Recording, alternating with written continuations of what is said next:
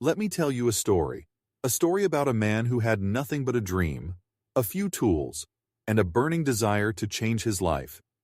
His name was Thomas, and he was a carpenter. But this isn't just a story about wood and nails. It's a story about vision, persistence, and the remarkable power of belief. Thomas had always been good with his hands. He grew up watching his father build, craft, and create. But unlike his father, Thomas didn't inherit a thriving business or a wealth of opportunities. He inherited a love for carpentry, but not much else. His town was small, his clientele smaller, and his dreams seemed far too big for someone like him. Most days, he barely made enough to get by. Thomas, thinking aloud, maybe this is just how life is meant to be. Maybe I'll always be stuck in this tiny shop, working small jobs, fixing broken furniture. Maybe my dreams are too big for someone like me. One day, a customer came in with an old chair, its legs wobbling, the wood cracked and dull. The customer was a stranger to Thomas, but the task he gave him would change Thomas's life forever.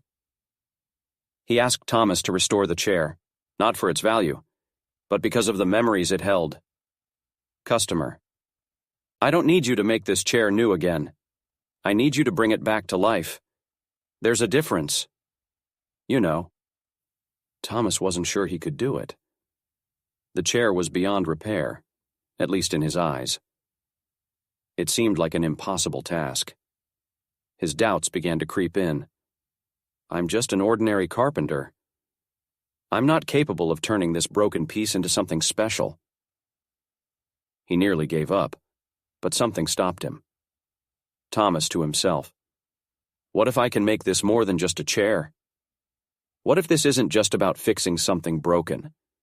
What if it's about rebuilding something that matters? And so, Thomas worked. He worked late into the night, beyond his usual capacity. But this time, something was different. As he focused on the chair, a vision began to form in his mind. It wasn't just about the chair anymore. It was about what it represented: resilience, care, and the beauty of transformation. With every stroke of the brush, every careful sand of the wood, Thomas poured his heart into his work. And something magical happened. The more he invested in the chair, the more he saw its potential, and in turn, the more he saw his own. When the customer came back, he barely recognized the chair. What once was broken, wobbly, and worn down was now something more, something alive, something beautiful. And as the customer sat down, he smiled. But it wasn't just about the chair. It was about the care, the dedication, and the belief that went into it. The customer looked at Thomas and said, "Customer, you didn't just restore this chair, you brought back something more. And in doing so, you've restored something in yourself, haven't you?" Thomas realized then that he had been holding himself back. His limits weren't in his hands or his tools. They were in his mind. He had always been capable of more, but fear and doubt had clouded his vision. That chair taught him a lesson that went far beyond carpentry. That transformation starts with belief, not in what you can do today, but in what you can become tomorrow. Thomas's story didn't end with the chair. It was just the beginning. As he poured himself into his work, word spread about the man who could take the broken and make it beautiful. His shop grew, his skills sharpened, and before long, Thomas was known far and wide, not just for his craftsmanship, but for his vision.